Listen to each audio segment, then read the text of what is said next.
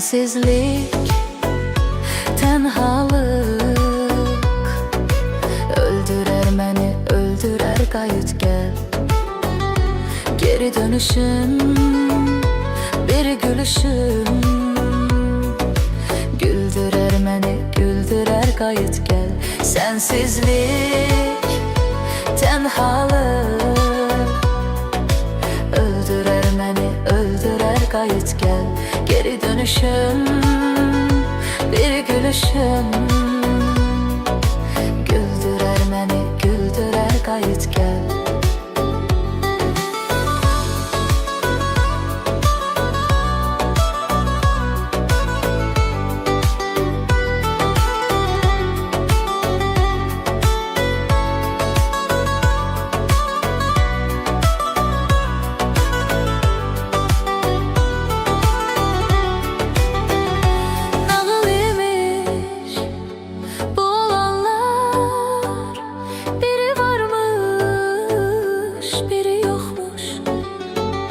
Zərə bənzər qara bəxtin, heç yazılmış, yekə çoxmuş.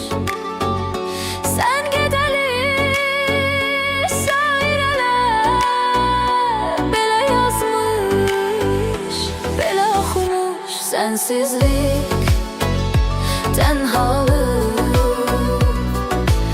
öldürər məni, öldürər, qayıt gəl.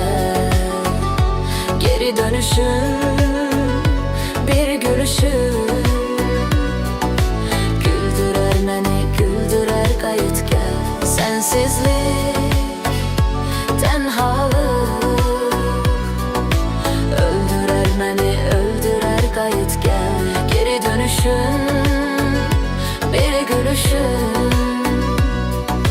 güldürer beni, güldürer, kayıt gel.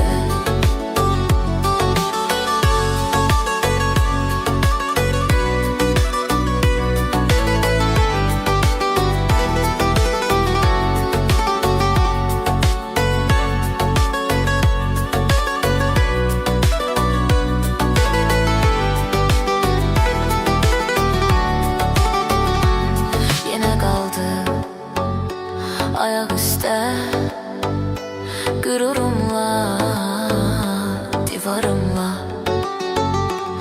geri dönsə bu qış ömrü bir dərdidir baharımla. Doğ gülüm gecikərsən